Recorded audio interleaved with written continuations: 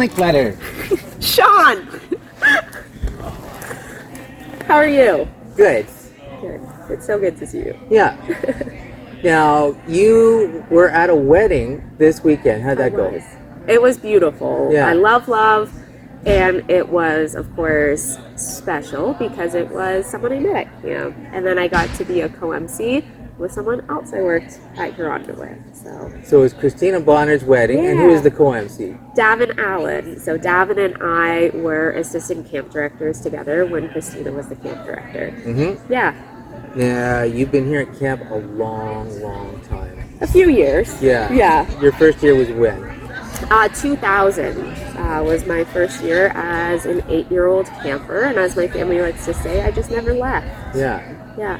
And do you remember who your counselor was the first year? Yes, it was Emily was her name. And then I don't remember my CITs of that year though, but I know I had 2. It was cabin 5A. And then I moved on to 5B. What counselors stand out? We're not going to name them all, but who stood out for you?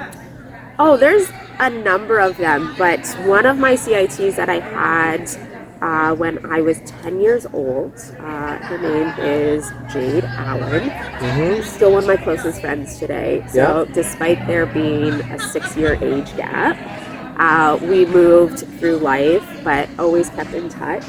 And I ended up going to Western, which is where she did her undergrad. And then so we kept in touch. But then even like to this day, like she's the first person I always reach out to anytime I'm back in London visiting. But she is just such a genuine and special human to me that like she loves and cares so deeply about everyone in her life that like you feel important when, like when you're talking to her. But all of my counselors and all of my CITs left an imprint on me, which is why I wanted to be a counselor forever until eventually the camp director at the time was like, all right, Lauren, like 5th-year counselor's not on the pay scale. Like, what's your plan? I was like, can we put it on the pay scale? Yeah. Yeah. So like you've had a lot of roles here. Yeah. But you love that counselor role. Yeah, I was never an area staff, or as we call them today, a skills counselor, but I went from a junior counselor or a CIT. Then I was a counselor for many years, and then I moved on to like the senior staff team, and I was the counseling director. So I was still working very closely with the counseling team, but supporting them, giving them some guidance, I guess you could call it. Mm-hmm. But then still getting to work super closely with all of our campers. So that was important to me. Yeah. Now, like, you more than anyone span a few generations. Like, there are people who work here who've been, campers and staff for 20 years. Yeah. But you span a certain timeline where things transitioned here at camp, and there were a bunch of different directors, and you made it through. Like, there's not a lot of people that made it through the bumpy times and came out the other end. Yeah. Yeah. Want to talk about that? You're absolutely right. So, of course, there are few people as, I will say, consistent, but also iconic as the one and only Heather Anderson. So I had the pleasure of working my first year on staff when it was Heather's last summer. But then you're right, there were a number of years where there was quite a bit of turnover, which was very different from the years leading up to that. Mm-hmm. There was a lot of consistency, I will say, from my camper years. But we saw a number of different folks, different leadership styles walk through the doors. And I think I took lessons from all of them, and maybe different pieces grew of more significance or value. But at the end of the day, we're all here for the same purpose. Yeah. We're all here for the campers. Yeah. And But that must have taken a special temperament on your behalf to to make it through that stuff, right? I guess in a sense, but I also think that it was also, I still needed to be hired by these people every single year. So that was, I would say, a bit of the challenging piece, because it wasn't just relying on your previous summer's sort of experience or like how well you did. You now had to be like, okay, I need to go in on my merit. You need to trust that. Hey, I'm Lauren. Remember? No, you don't. So that, I would say that was always like, I mean, when I look back on it, how stressed does a 19-year-old really need to be? But like, you're like, okay, this is a new person. Are they going to like me? Are they going to trust me? So that was always tricky. Yeah. What do you have to say to like these old people walking around to reassure them about what camp is now compared to what camp was? Well, first off, I want to say thank you to everyone, because it is the generations that came before us that entrenched the traditions and, frankly, the culture of this place. As someone who's worked in camping for a number of years now, camp culture is something that is so important and so valuable, and something that you can't necessarily like summarize in a paragraph. And you can't just come in and create. You can't just say, "Here's what I want the culture to be like." This is the expectation. Now do it.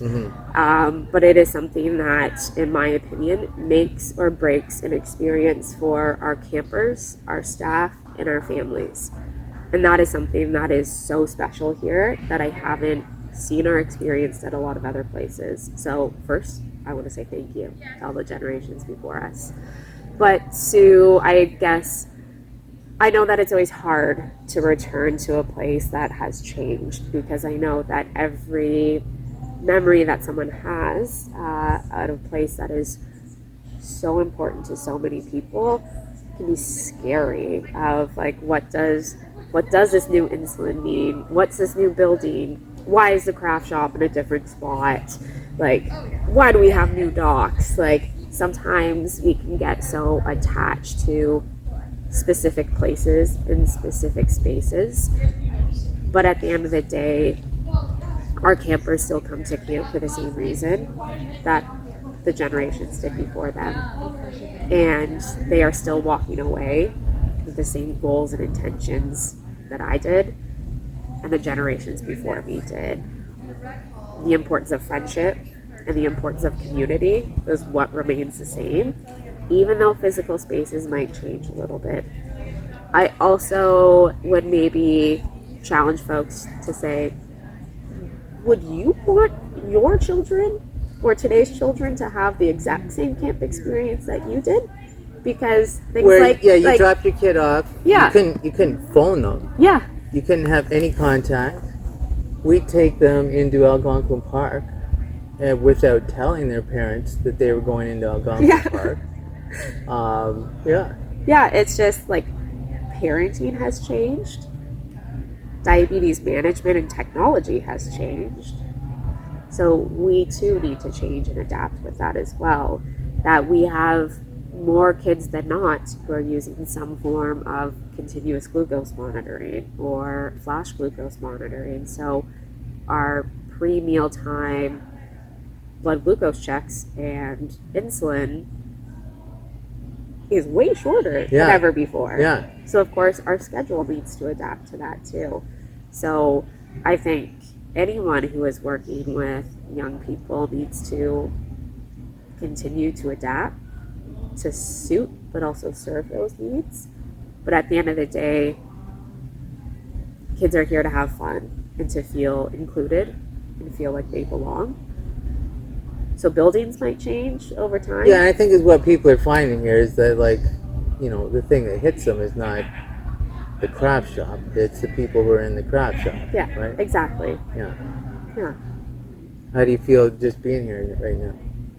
Oh, I love this Can place. you disconnect from I'm busy and I have things that need doing to I'm here with I'm here in a good time? Oh, it's so special to see generations of campers and staff come together and reconnect with this place, because that is something that I'm so fortunate to be able to do more often than not. This is my office, but at the end of the day, I get to see the magic happen. So even if I'm having a stressful work day, I get to see friendships being made. I get to see kids accomplish diabetes milestones. There is nothing more fulfilling and rewarding than that.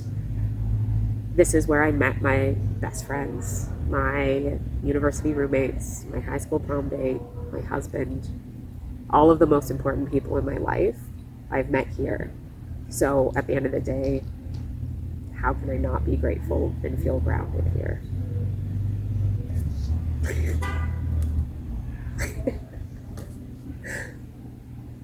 Me too.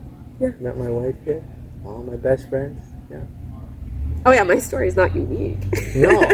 No. Which I think is also really cool. Like that there's so many people who have those shared experiences, right? That to me, that's why we do what we do. Because we create this community where these friendships run so deeply and are so important and so valuable. That's why this place needs to exist. Thank you. Thank you. All right. You okay with that going on social media somewhere? Oh, yeah. Yeah. It was good. I'm glad you could find the time to sit down. I appreciate you doing this. I'm super excited.